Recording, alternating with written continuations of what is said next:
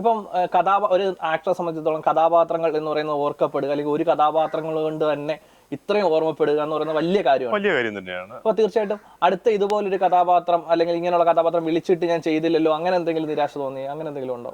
എന്റെ ജീവിതത്തിൽ അങ്ങനെയൊന്നും ഉണ്ടായിട്ടൊന്നുമില്ല. അങ്ങനെ ഇപ്പൊ നമ്മൾ കഥാപാത്രം ചെയ്ത് കഴിയുമ്പോഴാണല്ലോ നമ്മൾ ഒരു കഥാപാത്രത്തെ പറ്റി അറിയുകയും ചെയ്യുന്നത്. അങ്ങനെ സംഭവം വന്നിട്ടൊന്നുമില്ല. സീരിയലുകളിലേക്ക് വരുവാണെങ്കിൽ ചേട്ടന് ഏറ്റവും ഇഷ്ടപ്പെട്ട ഒരു കഥാപാത്രം ഏതാണ്? ഞാൻ ഒരുപാട് സീരിയൽ ചെയ്തിട്ടുണ്ട്. ഓർക്കാൻ എല്ലാവരും പറയത്ത ഓർമ്മയിലുള്ളത്, പലരും അതിനെപ്പറ്റി സംസാരിച്ചിട്ടുള്ളത് സ്വന്തം സുജാതയിലെ ഒരു വേഷം ചെയ്തിട്ടുണ്ട്.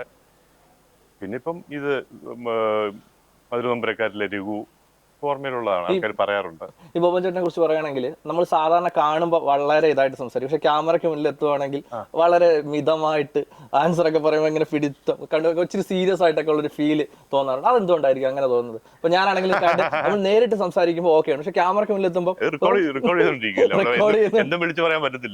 മനസ്സിലായി. ഇപ്പൊ നമ്മൾ തന്നെ അന്ന് നമ്മൾ കണ്ട് സംസാരിക്കുന്ന സമയത്ത് ബോബൻ ചേട്ടൻ വളരെ കൂളായിട്ട് സംസാരിക്കുന്നുണ്ട്, പക്ഷെ ക്യാമറയ്ക്ക് മുന്നിൽ പലരും ഇന്റർവ്യൂ ചെയ്യുമ്പോൾ ഞാൻ ബോബൻ ചേട്ടന്റെ ഇന്റർവ്യൂസ് ഒക്കെ നോക്കി കഴിഞ്ഞ് കഴിഞ്ഞാൽ ഭയങ്കര ശാന്ത സ്വഭാവം, ഇങ്ങനെ ഒരു മസില് പിടിക്കുന്ന ഒരു ഫീല് തോന്നുമായിരിക്കാം. അതുകൊണ്ടായിരിക്കും ഞാൻ അധികം ഇന്റർവ്യൂലൊന്നും പങ്കെടുക്കാത്ത കാര്യം അത് തന്നെയാണ്. പൊതുവേ നമ്മൾ ഇങ്ങനെയൊക്കെയുള്ള പരിപാടിക്ക് സ്കിപ്പ് ആവുന്ന ഒരു പരിപാടിയുണ്ട്. ഞാൻ തന്നെ പല പ്രാവശ്യം പല പരിപാടികൾക്ക് അല്ലെങ്കിൽ ഇന്റർവ്യൂ അല്ലെങ്കിൽ എന്തെങ്കിലും ഈ പരിപാടിക്ക് ഈ മറ്റേ സംഭവം വന്നതിന് ശേഷം ഒരുപാട് പേരെ വിളിക്കുന്നുണ്ടല്ലോ, ചാനലിൽ നിന്നും പലരും വിളിക്കുന്നുണ്ട്. പക്ഷെ സത്യസന്ധമായിട്ട് പറഞ്ഞു കഴിഞ്ഞാൽ ബോബൻ ചേട്ടന് നന്നായിട്ട് സ്കിപ്പ് ആവാൻ അറിയാം. വളരെ സോപ്പിട്ട് കൺവിൻസിങ് സ്റ്റാർ എന്ന് സുരേഷ് കൃഷ്ണനെ വിളിക്കുമെങ്കിലും അതുപോലൊരു സംഭവം ഉണ്ട് ചേട്ടന്. സജീവേ, നമുക്ക് ഞാനിവിടെ ഇല്ല, ചേട്ടാ നാളെ ഉണ്ടാവോ? നാളെ ഞാൻ കാണാൻ സാധ്യതയില്ല, നാളെ ഞാൻ സ്വിറ്റ്സർലൻഡിലേക്ക് പോകും.